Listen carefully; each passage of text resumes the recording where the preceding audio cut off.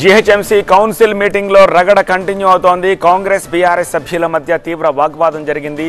జీహెచ్ఎంసీలో ప్రకటనలకు సంబంధించి పార్టీల మధ్య రచ్చ ముదిరింది.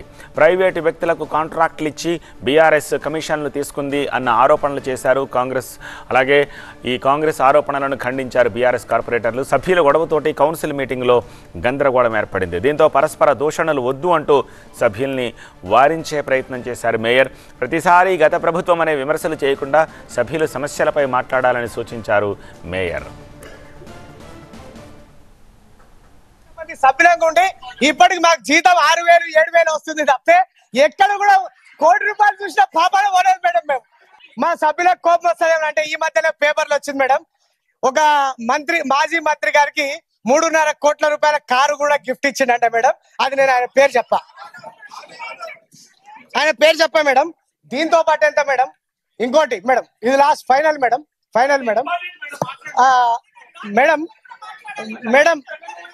మేడం మేడం మేడం నేను ఏమంటున్నా మేడం, ఈ లెక్కన ఒక్క నిమిషం, ఈ లెక్కన జిహెచ్ఎంసీ ఎంత ఆదాయం కోల్పోతుంది, జిహెచ్ఎంసీ మీద పందికొక్కులు ఏ విధంగా దోసుకుంటున్నాయి అనేది మీకు ఉదాహరణ చెప్పేదల్లా అవునా కాదు. మీ రాజగోపాల్ రెడ్డి బయట కాంటాక్ట్ చేయట్లేదా? పొంగేరు బయట కాంటాక్ట్ చేయట్లేదా? సీతగా బయట కాంటాక్ట్ చేయట్లేదా? ఎట్లా అట్లా అవును.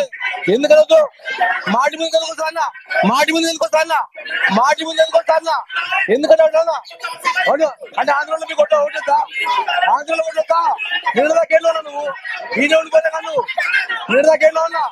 నేను ఒకటే ఇప్పుడు మీరు ఇప్పటిదాకా ఇల్లు ఉన్నావు కదా. నేను ఒక మాటి ఒకటండి నేను చెప్తున్నా. ఇవాళ మీ రాజగోపాల్ బయట చేయట్లేదు కానీ రాజగోపాల్ బయట చేయట్లేదా? పొంగేరు బయట చేయట్లేదా? సీత గారు బయట చేయట్లేదా? అంటే మీకు మాత్రం ఆంధ్రలో ఓట్లు కావాలి. ఆంధ్రలో మాత్రం ఉన్నది ఇక్కడ. మేము ఒకటే చెప్తున్నాం. మేము ఇప్పుడు